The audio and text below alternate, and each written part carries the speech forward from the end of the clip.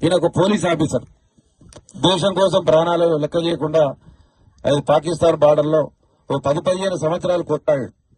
ఆ తల్లిదండ్రులు పెళ్లి చేయబట్టి ఒక అమ్మాయికో ఏది బార్డర్లో పనిచేస్తాడు కాబట్టి ఏమైతుందని చెప్పి ఎవరు పిల్లనియకపోతే ఒక ఆమె లక్ష్మీబాయి అని ఒక ఆమె ముందుకొచ్చి ఆయన ఫోటో పెట్టుకుని పెళ్లి చేసుకున్నది.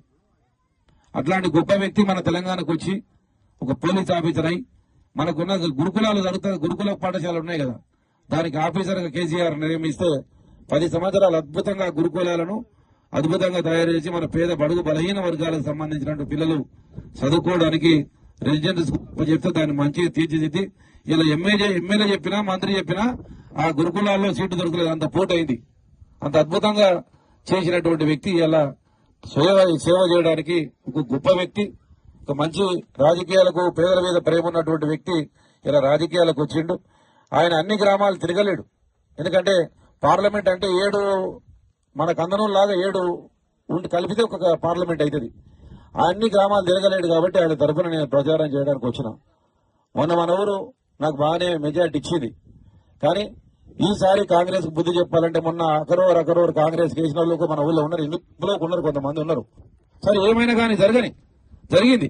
సరే మిమ్మల్ని కోరేది ఒకటే, చేతులు ఎత్తి దండం పెడుతున్నా, మీరు అర్థం చేసుకోండి. ఇది నా ఎన్నికలు కాదు, నేను నా కొరకు మిమ్మల్ని అభ్యర్థిస్తలేను, నా కొరకు మిమ్మల్ని అడుక్కోవట్లేదు.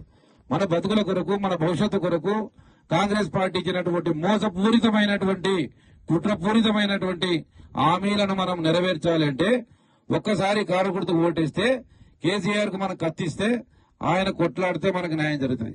ఒక కత్తి ఆల్రెడీ కాంగ్రెస్ కి ఇచ్చినాం, రెండో కత్తి ఆయనకి ఇచ్చి 2 చేతులు పట్టుకొని ఒకటి మొదలు ఒకటి వెనుక పడుస్తాడు.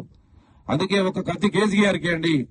ఏదైతే హామీలు అమలు కాకపోతే మీ పక్షాన మీ గొంతుగా మేము మాట్లాడతాం, అంతేగాని మన అత్త మీద కుప్ప దుత్త మీద తీసినాం అనుకో, ఈ కాంగ్రెస్ వాడు ఇట్లా మోసం చేసిండని ఇంకో పార్టీకి పువ్వు గుర్తోడుకో ఇంకో గుర్తోడుకు వేసినాం అనుకో, మొదటి